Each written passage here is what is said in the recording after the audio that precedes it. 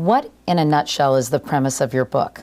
Basic idea is that if you want to win the hearts and minds of voters, you better start with their heart, because otherwise they're not going to be listening to much about what's on your mind. Isn't that insulting to the American electorate? You know, in a funny way, what it's really saying is that Democrats in particular have to stop thinking that people are stupid, and they need to start realizing that people vote with their emotional intelligence, and they actually pick up a lot that way. You have written that Democrats have been guided by the dispassionate view of the mind for 40 years. What do you mean by that? What I mean by that is every campaign starts with some idea about how the mind works, and that it's usually implicit. It's not something people realize they have in their heads, but it guides everything that a campaign does. So what Democrats will do is they'll say, we're going to lay out all our facts and figures, and we're going to compare them to the facts and figures over here and the policy positions of the other candidate, and people will weigh them and make a rational choice, and they'll pick their candidate.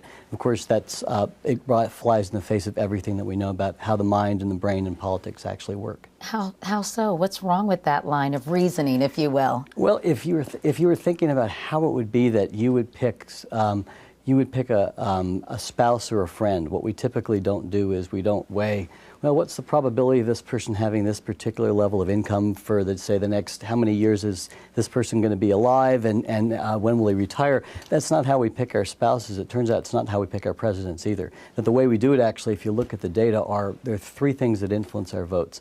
At the top of the hierarchy is our feelings towards the parties and their principles. So the first thing is, do you stand for something, and people know what that party stands for. The second is their feelings towards the candidate. Do you like them? Do you dislike them? Do you like her? The third is are people's feelings towards the particular issues of the time, and that is a very, very distant third.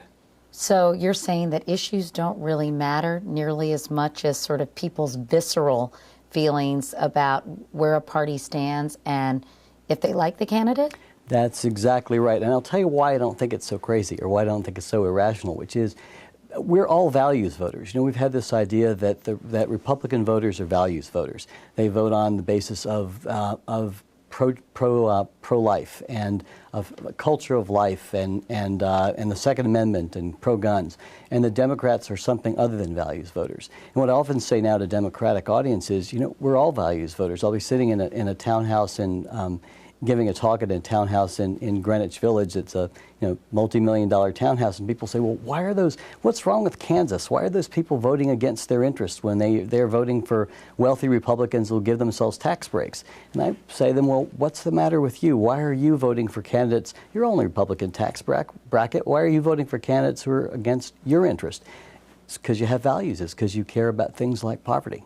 How have the Republicans taken advantage of appealing to the hearts of voters in a way Democrats haven't? They understand the importance of it. They understand. I was watching, in this last election, I was watching a debate on the air between a Democratic and a Republican congressperson talking about taxes. And the question was, are Democrats going to raise your taxes? Now, first of all, a Republican would never get on the air with that premise. They'd say, you're going to change the question. But if they did, so the Democrat comes on and gives this answer about something's going up and something's going down, some subsidy. I didn't know, as an educated voter, what it was that he was really saying.